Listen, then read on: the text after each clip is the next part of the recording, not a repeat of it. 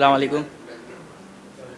सद्दाम बिन Razzaq hair और मैं आज अपना 10 साल का जो एक्सपीरियंस है वो शेयर करूंगा। और मेरा एक्सपीरियंस सिर्फ रेसी गेम का ही है 10 साल का।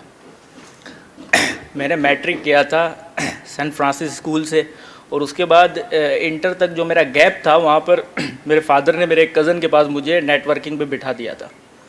उस वक्त यूसुफ साहब की कॉल आई थी उनको कि मुझे आईटी के लिए एक लड़का चाहिए इंटर्नी। तो मैं यूसुफ साहब के पास चला गया था। 3 साल मैंने अच्छा, इससे पहले मेरा जो इंटरव्यू कंडक्ट किया था वो ज़िया साहब ने किया था और ज़िया साहब ने दरवाज़ा बताया था मुझे। उसके बाद उस दरवाजे में यूसुफ साहब थे। उसके बाद मैं 3 साल तक आईटी में रहा। आईटी के बाद मैं जुल्फ़कार साहब का बहुत ज़्यादा शुक्रिया अदा करता हूँ और हुसैन साहब का कि जुल्फ़कार साहब ने मुझे सेल्स का एक चांस दिया। अच्छा, मेरा जो फैमिली बैकग्राउंड है वो सारा आईटी है। सॉफ्टवेयर हाउस, मेरा छोटा भाई भी सॉफ्टवेयर हाउस में है और मेरे कज़न्स और सारे। मेरा सेल्स का कोई एक्सपीरियंस था नहीं। तो जुल्फ़कार साहब ने जब एक मौका दिया तो मैंने यूसुफ साहब से मशवरा किया। मैंने बोला, यूसुफ भाई ये जुल्फ़कार साहब सेल्स का कह रहे हैं तो मैं क्या करूं? तो यूसुफ भाई ने एक मुझे मशवरा दिया कि भाई आईटी का काम तो तुझे आता है, तो तू सेल्स का भी काम कर ले, सीखने को मिल जाएगा। समझ में ना आए तो फिर आईटी में आ जाना। मैंने बोला, बात तो ठीक की आपने। मैं आ गया सेल्स में। मेरे साथ सैफ भाई और मैं, हम दोनों को जुल्फ़कार साहब ने 7 डेज़ ट्रेनिंग दी। आपको बात किस तरह करनी है, आपको प्रोडक्ट की नॉलेज क्या होनी चाहिए, कॉम्पिटिटर कौन है, ईच एंड एवरीथिंग जाना किस तरह है, सारी चीज़ें हमने कोशिश की। जितनी चीज़ें मतलब उन्होंने बताई हमने सुनी और मार्केट के अंदर इम्प्लीमेंटेशन करवाने की कोशिश की। इवन कि हमारा हाल ये था कि मैं और सैफ जब जाते थे तो ना उसको रास्ता पता होता था ना मुझे पता होता था। हम बाइक पे लोगों से पूछ के जाते थे कि यार डिफेंस का रास्ता कहाँ से आता है, न्यू खटक का, टीपू सुल्तान का कहाँ से, खैर नहीं आओ। तो इस तरह मैंने ये स्टार्ट किया। देन उसके बाद 6 महीने तक मैं इसी तरह जाता रहा। फिर सलीम साहब मेरे हेड ऑफ सेल्स थे, तो ये मुझे गाइड करते थे। हमारी जो सेल्स थी उस वक्त वो 4800 थी। सलीम भाई ने 5000 कही है मगर 4800 थी। मुझे सारी चीज़ें रटी हुई हैं। और ग्राउंड था 700 kg, 700 kg। जुल्फ़कार साहब ने एक ईमेल की थी, वो ईमेल आज भी है कि इसको 1000 करना है, इसको 10,000 करना है। तो मैंने कहा कि यार ये ऑलमोस्ट डबल। तो मैंने कहा कि समंदर में जब तक जाऊंगा नहीं तो तैरना तो सीखूंगा नहीं, कोशिश करते हैं। खैर मैंने फिर उसकी कोशिश की।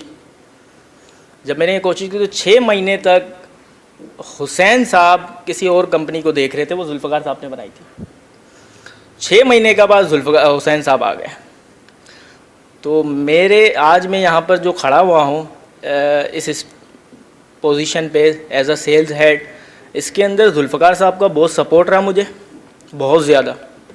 जैसे ज़ैन साहब ने बताया कि मैंने भी ज़ैन साहब की तरह बहुत सारे काम किए, तो इन्होंने कुछ भी नहीं कहा।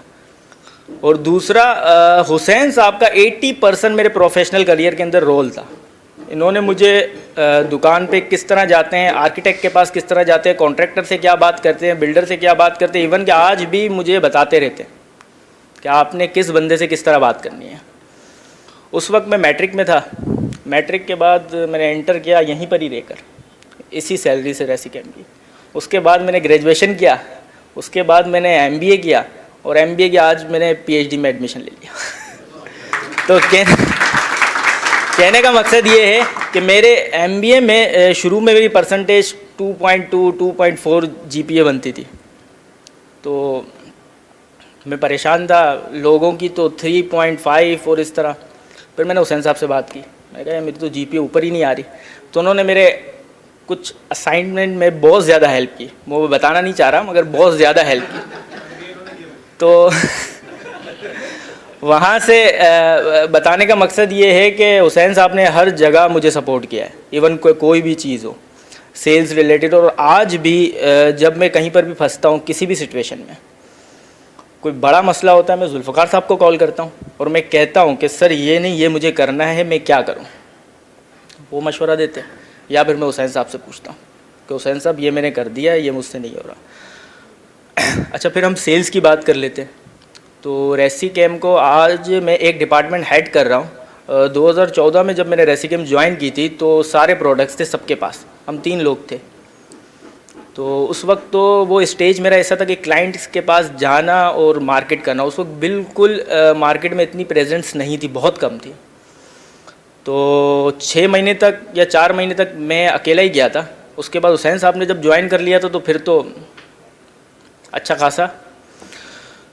तो जो वो पीरियड था, मेरे ख्याल से कोई 12 कस्टमर थे, वो भी पेपर अभी तक मेरे पास है, हुसैन साहब ने दिए थे 12 कस्टमर, जिसके अंदर 6 तो गोली मार के थे, 6 कोई और थे। तो वो 12 से मैं मेरे ख्याल से 3 से 350 ले गया। अच्छा, फिर सिलसिला ये आया कि इस सारी चीज़ों में जुल्फ़कार साहब ने किसी चीज़ का मुझे मना नहीं किया, सर ये करना है कर लो, ये करना है कर लो। और हुसैन साहब ने ये करना है, इस तरह करना है, ये और अच्छा होगा। तो फिर मुझे भी मज़ा आने लगा, क्योंकि सेल्स का काम है ही ऐसा। अगर आपका फोकस नहीं है, अगर आपकी प्लानिंग नहीं है, लोगों को तो पता ही नहीं होता कि कल जाके जाना किसके पास है, जिसने फ़ोन किया चले गए। तो हम प्रॉपर एक प्लानिंग करके सुबह निकलते थे। 2-3 चीज़ें मैं बता दूं। एक ये होता था कि जब जुल्फ़कार साहब ने एक ईमेल की थी 10,000 बैग की, तो मैंने कहा था कि ये 3-4 हज़ार बैग मैं कहाँ बेचूँगा। सबसे ईजी वे मैंने ढूंढा गोलीमार मार्केट। उसके अंदर मैं ये बात कर रहा हूँ 2015-16 की। उसके अंदर मैं सुबह ऑफिस से 9:30 बजे निकल जाता था। जुल्फ़कार साहब अक्सर आते थे और मैं उनको लिफ्ट में मैं निकल जाता था मार्केट में। वहाँ 3-4 दुकानें खुली हुई होती थी, तो उनसे जाके पूरी मार्केट का 1 घंटा फिनोमा समझता था कि भाई है क्या मार्केट, सप्लायर कितने हैं, क्या प्राइसिंग चल रही है और किस प्राइस पे देते हैं, अच्छे दुकानदार कौन है, किसकी अपनी दुकान है, किसकी किराए की दुकान है। मैं ये सारा होमवर्क करता था। देन उसके बाद फिर मैंने एक दूसरा टारगेट किया बिल्डर्स का। कराची में जितने भी बिल्डर हैं उनको ढूंढा। फिर उसके बाद मैंने तीसरा काम किया सीमेंट डिपो का। वहाँ जाके मैंने स्टार्ट किया। जैसे इब्राहिम साहब ने तैप का जो बताया मल्टीप्लाई बाय 1000, तो मेरा भी सिलसिला कुछ इसी तरह है। इसके अलावा जब मुझे याद है 4000 बैग पे हम थे, हमारे पास जब ये बिल्डर्स वगैरह की कुछ वर्किंग की थी, कुछ दुकानदार बढ़ाए थे, तो हमारे पास एक ट्रक कम था। तो मैंने जाके जुल्फ़कार साहब को बोला कि ये लोग मेरी डिलीवरियाँ पूरी नहीं कर रहे। ये 2016 की बात है। जुल्फ़कार साहब ने उसी वक्त फ़ोन किया और एक नया ट्रक मंगवा लिया। सलीम साहब को बोला, वो महीने 1.5 महीने में 2 महीने में आ गया। उसके बाद जैन साहब मुझे ये कहते हैं कि बेटा ये ट्रक तो आ गया। ट्रक का मतलब ये होता है कि पर डे 500, 7,500 बैग तुम्हें बढ़ाने। फिर मैं परेशान किया, 100% सेल फिर बढ़ानी है मैंने। फिर मैं उस पर लग गया। फिर इसके बाद हमारे पास एक बहरिया का एक बड़ा प्रोजेक्ट आ गया। फिर मैंने जाके जुल्फ़कार साहब को बोला कि XYZ एक वॉल्यूम पे ऊपर मैं काम कर रहा हूँ और सर मुझे ये वॉल्यूम रिक्वायर्ड है। उन्होंने हब पे फैक्ट्री लगा दी। बोला आप तो बेचता रहे। अच्छा, तो मैंने कहा ठीक है।